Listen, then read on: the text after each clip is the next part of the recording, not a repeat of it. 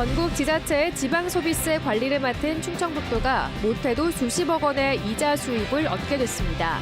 모두 손살에 치던 번거로운 업무였는데 금리가 오르자 경쟁이 붙었습니다. 팬데믹 시대 비대면 수출 마케팅의 성과를 분석했더니 대면 방식의 20-30%에 불과했던 것으로 집계됐습니다. 충청북도가 전면 대면 방식으로 되돌립니다. 10년 전 도시를 떠나 월악산 자락에 모여든 귀촌인들이 그림책 작가로 변신했습니다. 삶 자체가 작품의 모티브였습니다. 네, 시청자 여러분 안녕하십니까? 계속해서 MBC 뉴스투데이 충북입니다. 열악한 지방 재정을 보충하기 위해 정부는 국세인 부가가치세의 일부를 떼서 지자체에 지원하고 있습니다. 이걸 받아서 전국에 나눠주는 역할은 각 시도가 돌아가면서 맡아왔는데 유독 올해는 6곳이 서로 먼저 하겠다고 경쟁이 붙었습니다. 결국 충북이 따내긴 했습니다만 유례없던 경쟁의 이유를 정재영 기자가 취재했습니다. 부가가치세는 물건을 사거나 서비스를 이용할 때 가격에 따라붙는 국세입니다.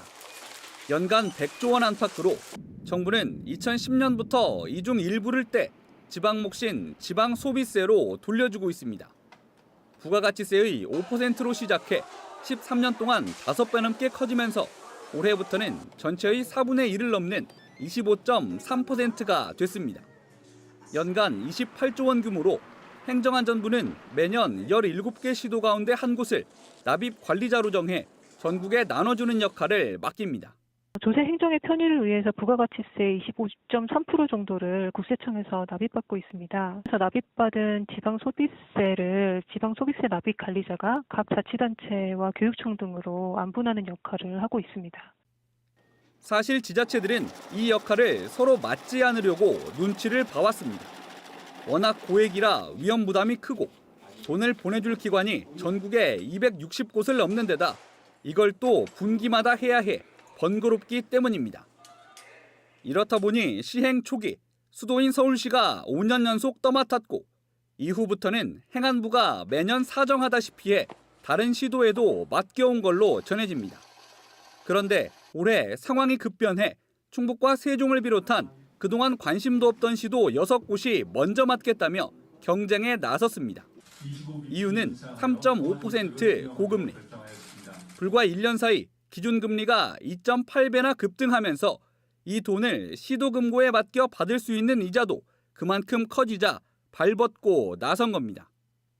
분기마다 5일씩 연간 20일 동안 금고에 넣어놓고 이자를 받을 수 있는데 충북이 경쟁 지역 중 가장 낮은 재정 자립도 등을 내세워 6대1의 경쟁을 뚫고 이 역할을 따냈습니다. 기준금리가 연초 1.25%였던 지난해 전남이 받은 이자는 약 22억 원. 충북도는 이후 금리가 크게 올랐고 지방소비세 운용 규모도 커진 만큼 최소 2배 이상, 많게는 3배까지 이자 수익을 기대하고 있습니다. 보조금이나 교부세와는 다릅니다. 그거는 목적대로 사용해야 되기 때문에 우리 마음대로 쓸 수가 없는 돈이고 이 이자 수입은 우리 일반 재원화가 되기 때문에 의료비 후불제라든지 도역점척에 사용이 가능합니다. 전국에 나눠줄 올해 첫 지방소비세는 다음 달 20일쯤 들어옵니다. 충청북도는 설 명절 이후 현재 도지정금고인 농협과 신한은행 가운데 더 높은 금리를 제시하는 한 곳을 정해 28조 원의 운용을 맡길 예정입니다. MBC 뉴스 정정입니다. 코로나19로 해외 대면 마케팅이 막힌 지난 3년, 비대면 온라인이 유일한 대안이었죠. 충청북도가 비대면 수출 성과를 조사해 봤더니 역시 대면보다 실적이 한참 모자란 것으로 나타나면서 전면 대면 마케팅으로 돌아가기로 했습니다. 자세한 내용 조미애 기자입니다. 콜라겐, 키토산 등 원료로 화장품과 식품을 생산하는 한 중소기업입니다.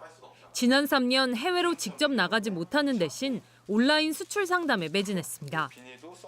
운송비가 천정부지로 쏟을 때도 미리 견본품을 보내고 상담 이후에도 꾸준히 연락해봤지만 직접 대면 마케팅을 할 때와는 반응이 확연히 달랐습니다. 온라인에서는 메일 보내도 이메일 같은 걸 보내도 답변이 거의 없어요. 100건을 보내면은 한 10건 오나? 오프라인 같은 경우는 저희가 한 100건을 보내면은 한 70건 정도가 답변이 와요. 충청북도가 대면과 비대면 마케팅의 효과를 수출 실적으로 비교해봤더니 해외 무역 전시회 등에 직접 나선 2019년 46차례 해외 마케팅 수출 실적은 474억 원. 한 건당 10억 원이 넘었지만 온라인으로 참여한 2020년과 2021년은 각각 2, 3억대로 뚝 떨어졌습니다. 비대면이라고 해도 현지 업체 섭외, 플랫폼 구축 등의 기반 비용은 대면 행사와 큰 차이도 없어 투자 대비 효율성은 더 떨어졌습니다. 발림성이 좋다든가 아니면 흡수도가 좋다든가 그런 느낌을 받을 수가 없어요. 온라인은. 오프라인에서 받아주고 느껴보면 이 업체하고는 조금 다른 면이 있구나. 온라인 방식이다 보니 매칭된 바이어들 외에는 더 다양한 구매층을 만날 기회도 없었고 그마저도 실제 구매 의사가 있는 매칭 바이어를 섭외하기도 쉽지 않았습니다. 비대면이 대면보다 사전 준비가 더 철저해야 하는 이유이기도 합니다. 매칭이 될 수 있도록 관심도를 굉장히 깊이 가져주셔야 돼요. 화장품 원료인지 용기인지 그리고 그 용기에서도 예를 들면 어떤 분들은 친환경 소재를 필요한 분도 있을 거고 어떤 분은 그냥 그거 필요 없고 가격이 싼 게 좋아요라는 분도 있거든요. 그거를 계속 심층적으로 분석해서 충북도는 분석 결과를 토대로 올해부터 대면 해외 마케팅으로 전면 전환하기로 했습니다. 수출 성과가 훨씬 높기 때문에 저희가 이제 대면으로 전환하려고 계획을 하고 있습니다. 비자 제한 조치가 조금 오래 간다고 했을 경우에 현지 대리점을 보유하고 있는 그런 기업들을 중심으로 좀 해외 전시에 참여할 수 있도록. 충청북도는 올해 2020년 예산의 거의 2배인 35억 4천만 원을 투입해 700개 가까운 기업들의 대면 해외 마케팅을 지원하기로 했습니다. MBC 뉴스 조미입니다. 충청북도 교육청이 김상열 단재교육원장이 폭로한 강사 블랙리스트 의혹에 대한 감사에 착수합니다. 도교육청은 오늘부터 일주일 동안 교육청과 단재연수원 등지에 감사장을 두고 교원 연수 계획을 수립한 정책기획과와 이 계획을 전달받은 단재연수원 등 소위 강사 블랙리스트 의혹 관계자들을 상대로 현장 감사를 벌이기로 했습니다. 도교육청은 이를 위해 지난주부터 해당 기관과 부서를 상대로 자료를 수집하는 등 사전조사를 진행해왔습니다. 앞서 충청북도 교육청의 직속기관인 단재교육원의 김상열 원장은 도교육청이 특정 성향의 강사 수백 명을 연수 강의에서 배제하도록 했다는 내용의 블랙리스트 의혹을 자신의 SNS에 제기해 논란이 이어지고 있습니다. 청주시의회 출범 이후 처음 제출된 의장 불신임안이 다음 달 13일 열리는 제76회 임시회에 상정돼 표결 처리될 전망입니다. 더불어민주당 소속 청주시 의원 20명이 제출한 국민의힘 김병국 의장 불신임안은 제적의원 4분의 1 이상의 발의와 과반수 찬성으로 의결되는데 현재 시의회는 21석씩 여야 동수로 구성되어 있습니다. 당사자인 김병국 의장은 표결과 의사 진행에 참여할 수 없으며 표결은 무기명으로 이뤄집니다. 더불어민주당 청주시 의원들은 시청 본관 철거 예산 처리 과정에서 의장이 중립을 지키지 않았고 수의 계약을 잘못 체결하는 등 사유가 있다며 지난 16일 불신임안을 냈습니다. 10여 년 전 도시를 떠나 월악산 자락으로 생활터전을 옮긴 여성들이 그림책 작가로 다시 태어났습니다. 여러 해 동안 그림을 배운 뒤 직접 농사를 짓거나 아이들을 가르치며 눈과 마음에 담았던 주변 풍경과 이야기를 직접 글과 그림으로 담았는데요. 이승준 기자가 전해드립니다. 인구 2,100여 명에 불과한 제천시 덕산면. 월악산 아래 산골 마을이지만 작은 책방이 하나 있습니다. 단순히 책을 사고 파는 걸 넘어 지역 주민들의 문화 공동체이기도 합니다. 책방에선 그림 교실도 열었습니다. 대자연 속 자연스러움을 드러내듯 아무렇게나 아무거나 아무거나 그리는 수업입니다. 2년여가 지난 뒤 수강생인 4명의 주민은 그림책을 만들었습니다. 각자 하고픈 이야기를 담아 직접 글을 쓰고 글에 걸맞은 이미지를 그렸습니다. 사시사철 보면은 이렇게 계절의 흐름이라던가 이런 것들을 보면서 주변에 있는 꽃들을 중심으로 이런 꽃들이 내 주변에 있구나 이런 생각을 하면서 그런 꽃들과 같이 농사와 연관 지어서 이제 그리게 된 거죠. 코로나로 힘들었던 지난해 내내 서로를 격려하고 그림을 그리며 이야기를 나눈 끝에 책이 나왔습니다. 일단은 제일 먼저는 이제 어떤 이야기를 할까 그것이 제일 힘들었고 이제 이야기를 대충 이제 만들어 놓은 다음부터는 또 고민이에요. 이거를 어떻게 표현을 할 건지 다 어려웠던 것 같아요. 춤추는 가야꾸 등 이미 여러 작품을 낸 전문 작가에게도 그림책은 전혀 새로운 분야. 청소년 소설하고 동화하고 아동 국악책을 많이 썼어요. 그래서 그럴 때마다 늘 아쉬운 건 뭐냐면은 어떤 작품을 생각할 때 그 장면이 떠오르는데 그걸 제가 그림으로 할 수는 없죠. 지금 동화를 이미 써놨어요. 그래서 그거를 어떤 방법으로 해서 요번보다는 좀 더 나은, 좀 더 완성도 높은 작품을 할 수 있을까 고민 중에 있습니다. 짧게는 10년에서 길게는 20년 가까이 도시를 떠난 생활과 생각 덕에 그림책 작가로까지 변화하게 됐습니다. 그림책을 그리는 게 선생님의 이 다음에 꿈이다. 선생님 아직도 꿈을 가지고 있다 그런 얘기를 많이 했었는데 저희 꿈을 이룬 거죠. 새롭게 내 일을 찾은 느낌? 그래서 가족들은 많이 축하해 주죠. 조용한 산골의 농촌 마을에서 4명의 작가가 탄생한 건 이례적입니다.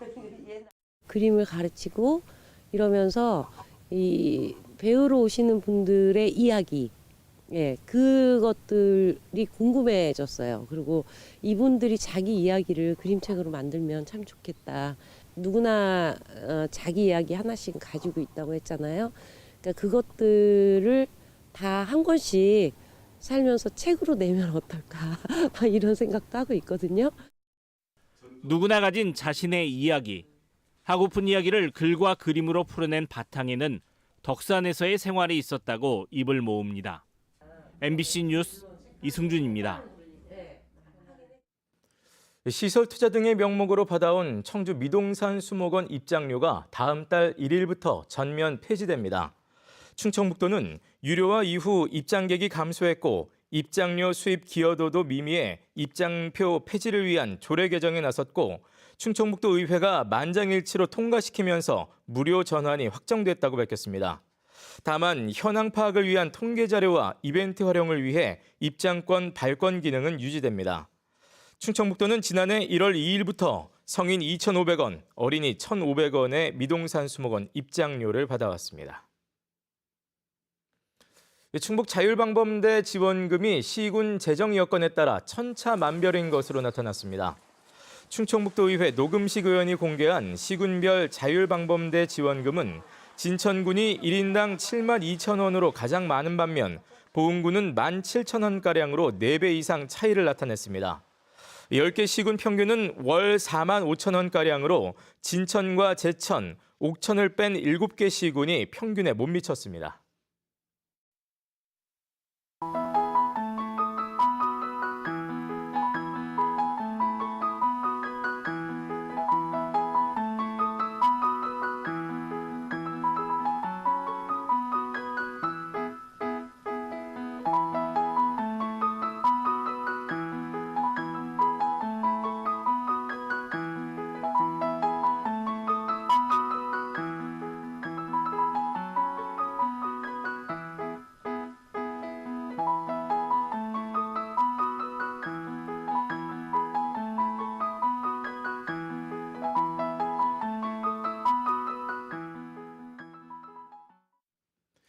청주시 수동 수암골 일원에 목재를 활용한 친환경 도시재생이 추진됩니다.